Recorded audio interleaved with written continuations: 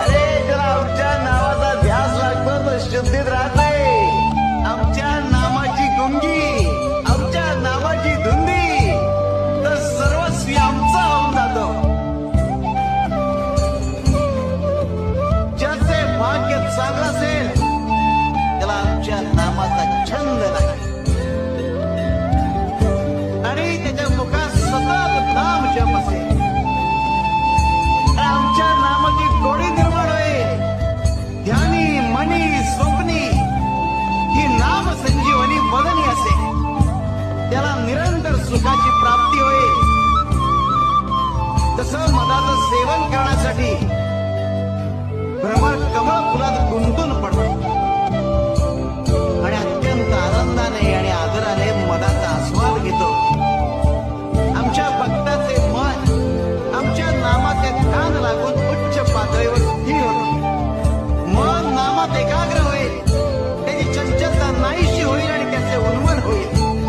अरे नामस्मरण हेच प्रपंच व परमार्थ साधण्याचे साधन आहे. शिवाय तमाविषयी शिवशंकर शंभो. बाळा तारक मंत्र मांड.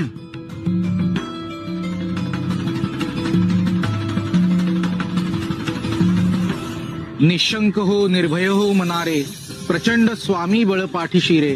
अतर्क्य अवधूत हे स्मरण गामी, अशक्य ही शक्य करतील स्वामी. जिथे स्वामी पाय तिथे न्यून काय, स्वये भक्त प्रारब्ध घडवी ही माय.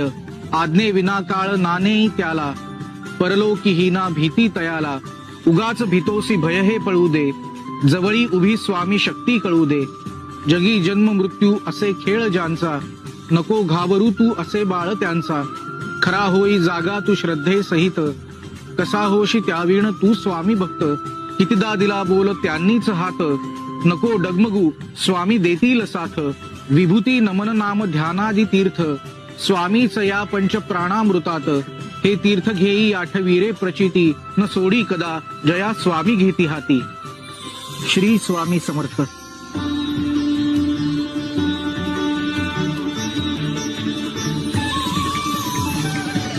कधीपासून तुमच्या दर्शनाची आस लागली होती स्वामी.